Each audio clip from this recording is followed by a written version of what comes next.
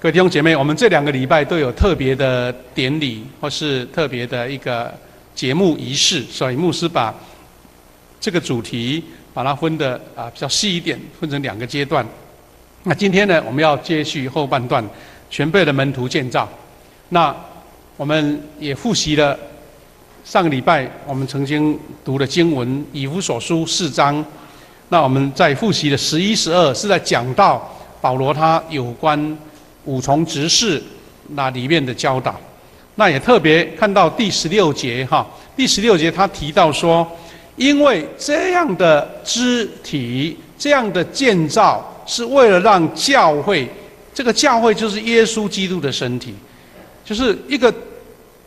教会的组织，用身体来描述，然后说这个身体是基督的身体，不是随便一个人的身体，是基督的身体。那既然是基督的身体，是神圣的，是神所祝福的，是大有能力的，那我们在里面的总不能说随随便便、青青菜菜，而是因为我们都是这个伟大的肢体、神圣的肢体的一部分。他说，各肢体能够发挥功用，然后在爱中建立长大。那这个是以弗所书的教导。那今天我们有看到保罗另外在哥林多前书也讲了相关的这个话语，它里面同样在讲到说，基督的身体每一个人都是肢体，所以等于是前后呼应的意思哈。那我们会在后面的经文当中来复习哈。我们是接续了上个主日的全备的门徒建造。换句话说，我们在教会里面，我们怎么样被建造？请记得，门徒不是在讲特别的人士，而是每一位弟兄姐妹，每一位信主、接受主耶稣基督的百姓，都是被建造的一部分。那我们上礼拜谈到整个的教会的成长，它的目标他说要建造教会的上帝的教会。那一个教会要被建造，一定是里面的成员是被装备的，而且这个教会是会成长的，会长大的，会茁壮的。所以呢，我们会看到今天教会有一个矛盾的现象哈。那这个矛盾的现象跟我们的教会历史以及我们整个传统的传承有一些关系了哈。那什么矛盾呢？一方面，我们的台湾教会目前在台湾这个环境，你知道，还不是全部都是信耶稣的。换句话说，你在外面，你的朋友、你的同事、你的邻居，大部分都在拜拜，所以他们是一个异邦的文化，也是他宗教的环境。特别亚洲我们都知道亚洲是全世界种族最多的，而且因为它的那个地形的关系，很多的民族语言不同，文化不同，他们的信仰也都很差异。那这些差异当中，我们是要说，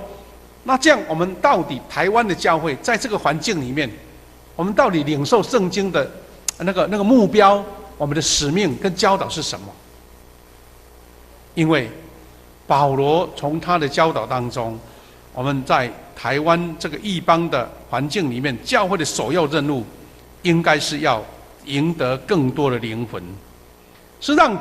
教会这个有机体是更茁壮的、更成长的、更对社会有影响力的。影响力不是一种威吓的力量，而是祝福的力量，一个能够帮助这个社会更美好的一个力量。那这个力量就是要让上帝国的境界能够再扩充、再扩展。什么意思呢？意思是说，我们在这个环境里面，我们是少数，我们是比较孤单一点的。那让他成长唯一的目标，就是让更多人认识耶稣。那也应该是保罗在今天对我们教会所要求的。所以，既然是让这个教会、这个肢体、这个身体更成长茁壮，换句话就是要各肢体发挥功用。每一个肢体都有它的能力出来，每一个肢体都有它的一个功用出来，每一个肢体它能够贡献，让这个身体更健壮。所以呢，在台湾的教会应该是优先每一个肢体发挥功用，就好像在作战一样。我们是一个要往外扩展的一个团体，所以换句话说，是人人都能上战场，都能发挥功用。所以基督的战士呢，你说，我要征战，我们常会讲说，哇，属灵能力给我，但是我不能说，全部都自己都不会，只完全都赖给神，不是，是上帝要造就你，让你更为他所用，然后圣灵帮助你，你就能够做更好的工作。所以他说，我们每一个人都要成为门徒了，人人具备作战的能力。那也像是什么？也像是在参加比赛的球队。你知道，每一个球员要上场的话，他不同的战力都要装备好。比如说我们很熟悉的棒球要各种能力的球员都上场，有的会打，有的会投，有的会防守，各样的能力都聚集在一起，由这个教练来统筹指挥。我们看到这一次呢，我们的亚洲运动会我们台湾呢表现得非常杰出了哈。本来说10个金牌就很厉害了，那竟然快要1倍。那我们的国家也对这一群我们的英雄感到非常的骄傲，因为从比例上来讲，人口的比例上来讲，台湾呢在亚洲算是第二厉害的哈，因为我们台湾才2000多万人，只输给韩国那个比例。换句话说，我们台湾的这个年轻人呢，真的很杰出啊！我们要祝福他们，让他们能够在国际的赛场上为台湾争光，也让台湾的这个曝光率更高。所以这些能够得到好成绩的球员选手，一定是训练再训练，要球艺纯熟，或是他的技艺非常的纯熟，才能够得到胜利。我们看到这次有一个大家比较不注意的冷门的比赛，就是划龙舟亚洲有划龙舟的比赛，而且是正式列入这个亚运会的一个比赛，竟然划龙舟也有职业队，就他专门划龙舟比赛中国啦、印尼啦东南亚很多国家。原来我们台湾有一个队伍，他们就关着门在花莲那边努力的训练，他们没有做其他事情，就专业的用奖金来维持他们的生活。所以这次龙舟队竟然得了2个冠军，1个亚军。换句话说，他们是为了得胜利，拼命练习再练习。然后他们觉得他们自己得胜利是有代价的。所以我们知道，要得胜就要有这样的操练。那比照在我们面对这一些异教的社会，保罗当时写信给以弗所教会，其实有很多类似的地方。当时以弗所也是在现在的土耳其靠近那个地中海的一个城市。这个城市呢是非常的富裕的，而且呢人口很多，经济很好，很多的知识，很多的各方面的货物都从这边来转口。所以呢也一样，因为这是在异邦的环境，不是犹太教徒或是基督徒在那边，所以保罗就特别提醒了以弗所教会的弟兄姐妹，说你们要有不同的恩赐要被发挥出来，要被发掘出来。所以保罗才会写信说，信徒人人都要各肢体发挥功用，才能够有效的传福音。因为一个肢体它强壮，它才能够做各样的服事，它才能跟外界传福音做见证。那牧师要邀请大家一起思考说，今天我们台湾的教会在150年的历史来讲，某一些情况好像我们稍微在保罗的教导这个方面稍微我们比较弱一点。为什么弱一点呢？因为台湾的教会有一种现象，很像类似欧洲的基督教社会的教会。什么意思呢？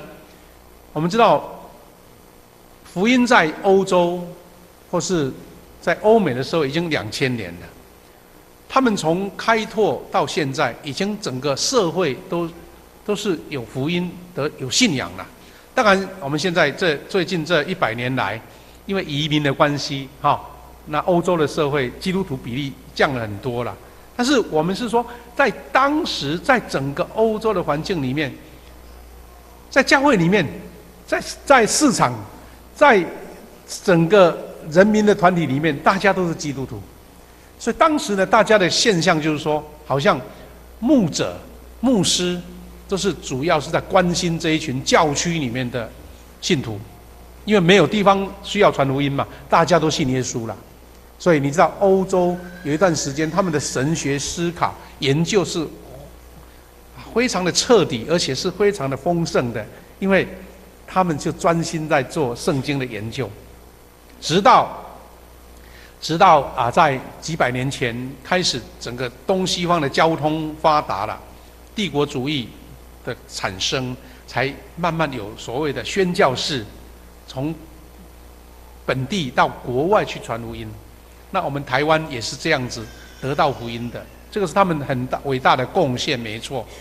但是呢，我们经过这一个情况的接纳福音之后呢，我们有段时间，因为台湾的教会当时社会的环境传福音很不简单，所以都要靠好像有专业能力的比如说医生他来传福音很有效果，老师来传福音很有效果，因为他们有很大的影响力。但是普通呢，百姓要传福音，好像第一个真理讲不清楚，第二个好像遇到异教的冲突很大，他们不容易被接受。所以呢，除了对家人传福音，或是我娶了未信主的太太，邀请她来，或是嫁给未信主的丈夫，影响她，这一种形式是在台湾这几十年来比较常有的。但是真正引导人信耶稣，哇，有时候很困难。所以呢，慢慢我们形成怎么样？好像觉得牧师的任务就是主要关心教会里面的人就好。所以信徒也觉得说，我传福音反正效果不好，所以我就不传了，我就专心来教会聚会啊。所以有一点类似，信徒只接受牧养，不必传福音，因为教会里面大家都是基督徒了啊。所以有点类似说，内外区别很大。外界是一个异教的社会，我们教会里面是一个自己封闭的一个小团体。所以因为这种认知，曾经有一段长时间呢，牧者好像他的主要任务就是关心这些教会的信徒。那这间教会如果就50个，牧师只关心这50位，100个就关心100个。那其他的事情好像我们有做了，但做不好，所以就干脆不做。所以职分上好像只是看守教会。所以因为这样，我们的教会的基督徒门徒就没被培训了，去传福音，所以当然那个肢体的发挥功用就少了。我们台语这句话叫做“该然”的运动，该然就是说很自然会产生运作。我们这个身体呢，因为活动很顺畅，表示说我们这个身体自然反应非常的灵活。那有一段时间教会好像有一点这个缺失了。那各位弟兄姐妹，我们都知道这个有一个历史的背景，因为特别以我们那个2次大战以后，台湾因为早期战乱的关系，很多人没有受到好的教育。像我们的阿公阿嬷那一辈，能够识字，会看汉字就很厉害了。那更早期几乎是文盲，所以当时的基督徒他们很热心、很热诚，但是呢，在这个知识方面比较缺乏，所以常常早期的牧师他是18般武艺都要会会讲道、会探访、会关心，还要会弹琴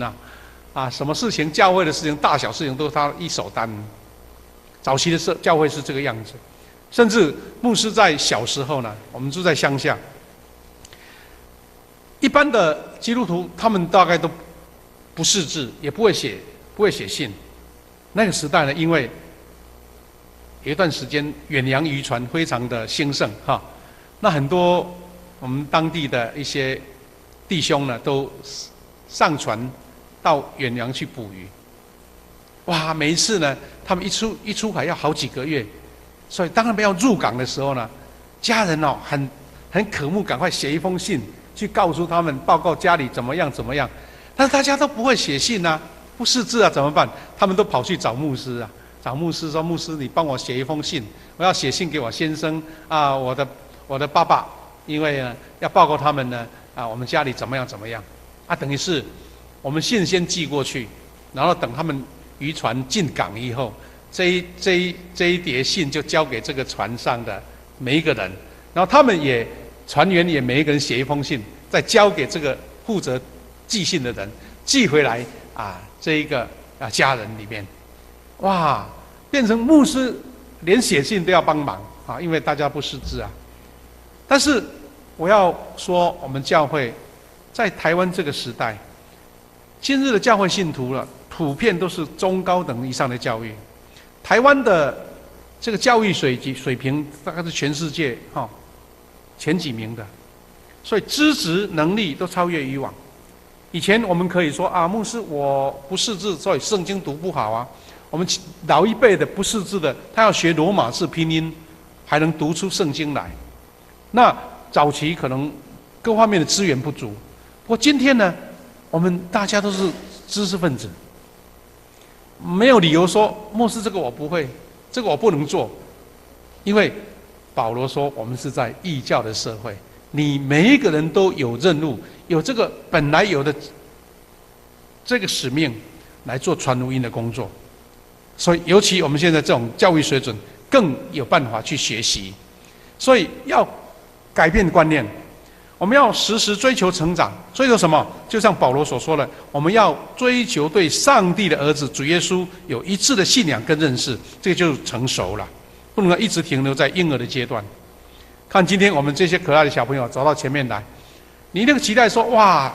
孩子你快快长大，知识更多啊，身体更健壮，对不对？每一个人都期待小孩能够成长。那我先看到一个以前的会友，他很高兴，因为他刚刚做阿嬷，哇，他孩子呢的孙子就是4个月说要收卵，有没有听过？就是早期一个仪式，就让小孩子不太再流口水啦，也可以自己吃东西啦，哇，他很高兴，赶快来庆祝嘞。那你总不能不会想说啊，我孩子一直永远是抱着，一直都不会爬，那你会吓死了，你会紧张死了。你一定赶快让你孩子能够开始吃油脂的，能够吃硬的啊，慢慢可以成长。那我们在教会里面，你如果说啊，我一直被养、被喂养啊、被关心的，完全都不会成长，你觉得这个对你是好的吗？没有人愿意一直做婴儿嘛。所以呢，教会被成长是因为这个跟身体的观念是一样的，这个肢体的强壮是一样的。所以呢，各位弟兄姐妹，我们有正确的观念，就是说，你来教会，请不要用这种观念说我是来消费的。消费的意思就是说，我是被服务的，你服务得好，我继续来；服务不好，我就离开。那你永远到每一个教会，你都无法成长，因为你在看人家服务你够不够。当然，我们自己自我要求，我们要让服务的很到位，这是我们自己的要求。但是你如果是被服务的心态，你永远是客人，永远不能成为参与者。所以呢，基督徒要有一种观念说，我一旦加入这个教会，我就认同他，我是跟他一起成长，所以要成为生产者。我们常常在讲说，一个团体如果大家都不做事，叫做吃大锅饭。吃大锅饭的意思就是说，大家有得吃，但是做不做那个其他的事情了，那这样这个团体根本不会成长。所以我们是要被装备的，我们教会是要有人去传福音的。所以我们刚刚比照说，我们有一段时间类似欧洲的基督徒社会，好像不传福音，那是错误的。我们要回到初代教会的模式，是保罗来勉励以弗所、勉励哥林多教会的模式。所以教会要推动小组化的意思，就是要让每一个门徒被造就，每一个的门徒被栽培。上个礼拜我记得说，牧师、教师，他不在讲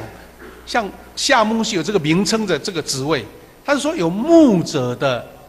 这个身份，有教导的身份，这一些身份是在每一个小组长、每一个小组的同工身上，都在讲牧师这个名称呢。所以呢，我们小组化就是要栽培更多牧养者的这些门徒。所以你看，一个教会大概我们富强就有夏牧师、谢牧师2个牧师就已经算不少了。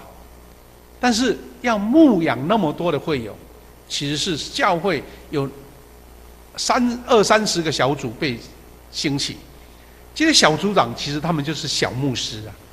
因为他们有神给他们特别的恩典，他会关心人，他会联络，他会教导，他会带导，他会造就。所以因为这样子，就整个教会彼此的干部就同时被兴起了。那所以这样子，这个教会才能够长大成熟。就像4章13节所讲的，我们对上帝的儿子有一致的信仰，我们会长大成熟，会达到耶稣基督成完美的境界、完整的境界。那我们曾经读过一本书，是加州马鞍峰教会这个华里克牧师他所讲的这个名言呢，这个华里克牧师呢，他曾经讲过一句话，他的书里面说，把指挥权还给牧者，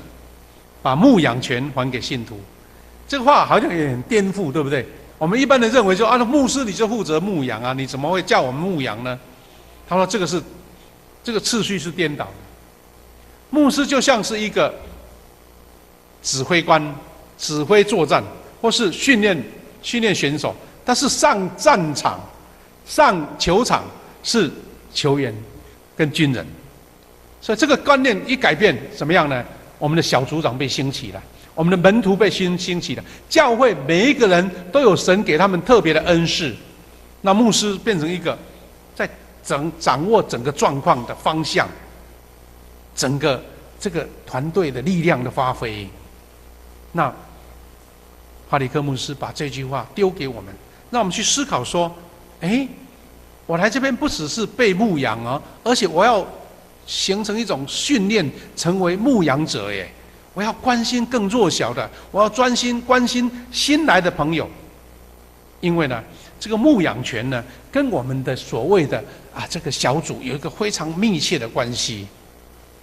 我们在推动幸福小组也是类似，因为怎么样呢？因为从小组里面，一旦有一个新朋友加入了我们，你会知道说，这个就像我们这个小家庭里面新生了一个婴儿，一个 baby。那 baby 是你自己生的，你看妈妈不养自己的孩子吗？妈妈看到自己的孩子哇，整天笑喵喵，你知道吗？哇，哭了就赶快要哄他尿不湿了赶快换呢，而且饿了随时要养他呢，因为这个是你亲自带领的新的婴儿，所以每个小组会花很多的心力来照顾。那这个就是我们所谓的牧养权，不是把这个任务丢给牧师。那牧师那么多人，照顾不好，这个饿了这个哭了，都照顾不来。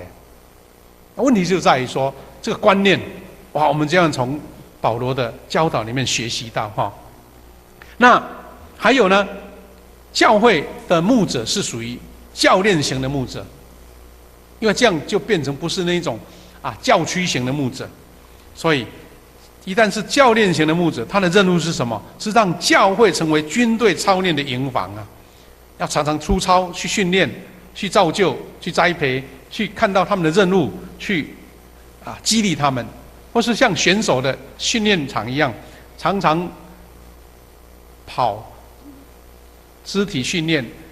重量训练，各样的技巧的训练。所以记得，教会不能当安养中心，教会也不能当休闲俱乐部。我们不是讲说都不行了，是说我们教会除了那些弱势者，比如说有病痛的、有年老的、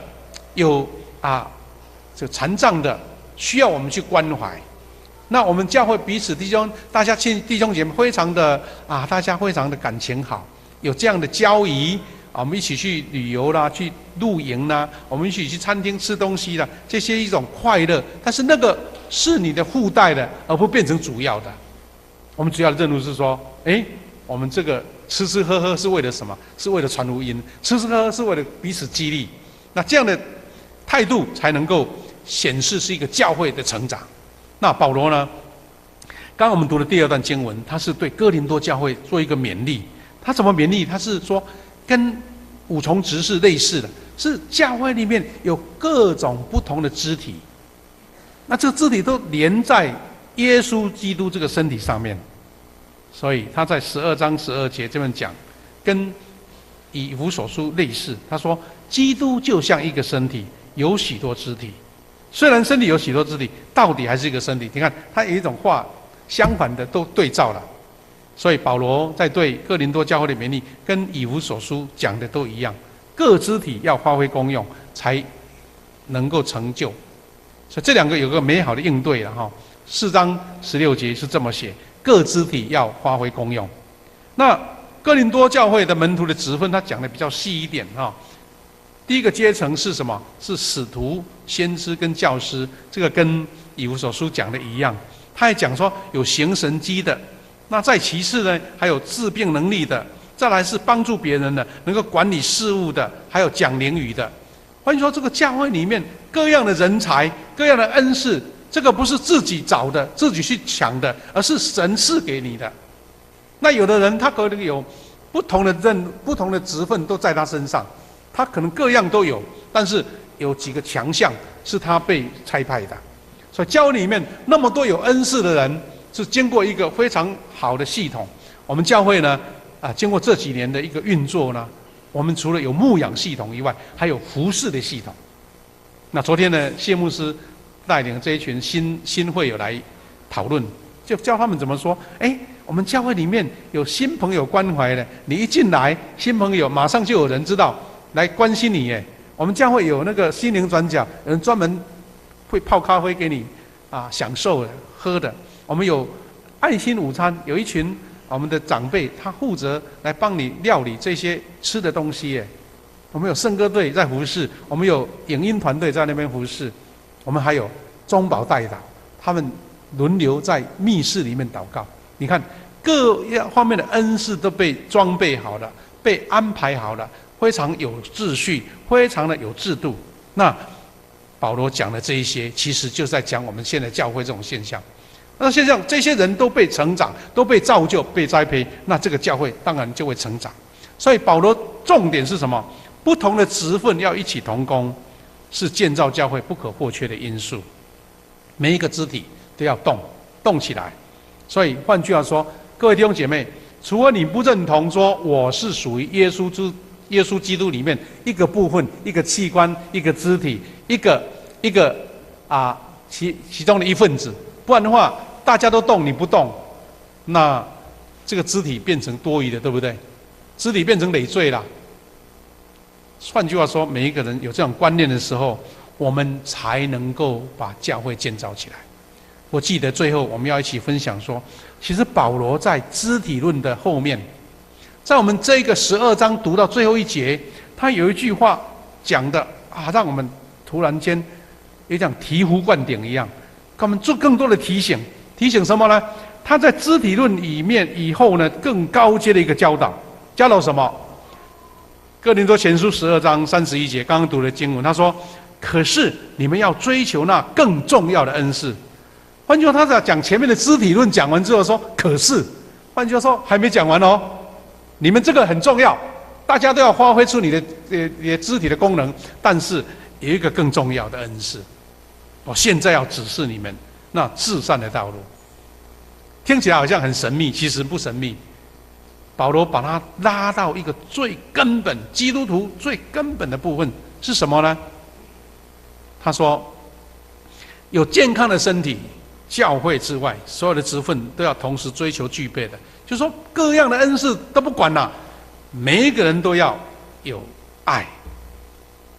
第13章，12章结束了，对不对？13章跳过来，他就直接讲爱的真谛，这个才是基督徒最高的境界。所以你们看13章的第1节，就是刚刚讲的那个12章最后一节，对不对？接下来就怎么讲？他说：“我要指示你们一条更高的恩赐，一个更美好的道路。什么道路呢？”他说：“我即使会讲人间各种话，甚至天使的话，要是没有爱，我的话就像吵闹的锣和响亮的钹一样。他说啊，大家恩赐很厉害哦，唱歌的唱得很好听啊，带领聚会的非常的棒。但是请记得，如果没有爱，就没有用。第二个，他说我即使有讲道的才能，也有能够对不起，也有能够洞悉各种知识，能够有各样的奥秘你都懂，还有移山倒海的信心。你看这个都是已经不得了了，对不对？他说你如果没有爱心，这个也不算了什么。第三节，他说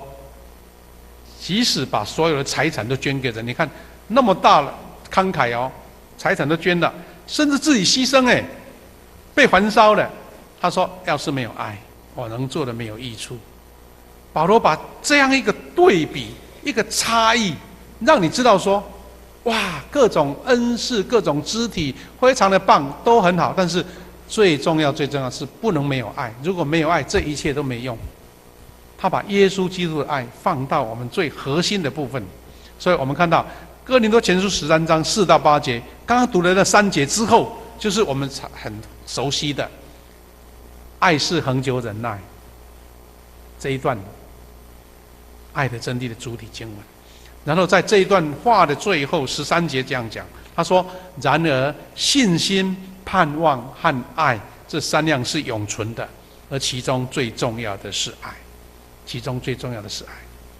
保罗把所有的教导到最后归纳到一个核心，再核心就是爱。各位弟兄姐妹，所以为什么我们在42周年庆的时候，牧师会鼓励大家说，我们教会最核心的部分就是要建造一间爱网重重的教会。你的教会再怎么堂皇美观，你的教会再怎么的丰盛有钱，都不能失去说这间教会没有爱。所以呢，五重执事、肢体论都是建造教会外显的功能，它有运作很好，但是你的核心没有爱，那就一切都是枉然。所以最高境界，每个职分都要有基督的爱成为最高的动力。各位弟兄姐妹，我们要再请同工呢，把那个旧的再调出来哈。我们等于是基督徒一个永恒的追求，我们领受了基督的大使命，就是各种肢体运作，要传福音，要领人归主，但是要回到最终的目标，就是基督的大诫命。基督的大诫命。那我们在那个原始的党里面有哈，我们最近在上个礼拜，我们已经正式推动了幸福小组，我们是第2期，有11组要进行。那这个幸福小组呢，它最重要的核心就是刚保罗所讲的，有爱。因为呢，幸福小组不是一个办活动热闹就过去了，它是要怎么样彻底的执行出耶稣基督的爱，让一般的人对神的话语还不是很认识，对真理圣经还不懂的时候，就先看到爱，因为爱是最容易被显现的，爱是最敏锐被感受的。这个是我们的这个幸福小组从上个礼拜开始启动，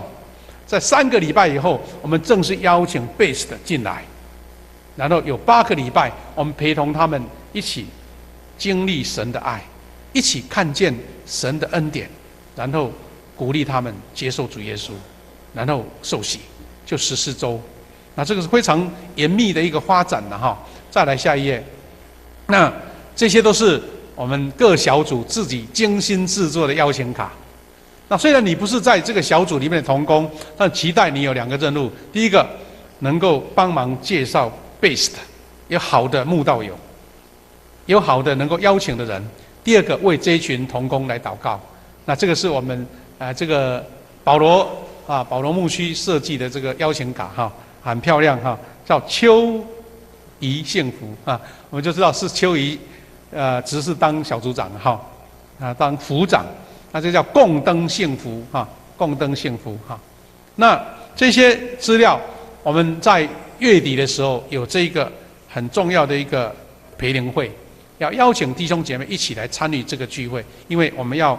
一起受造就，那张茂松牧师是已经从新店行道会退休了，但他现在比较有时间，可以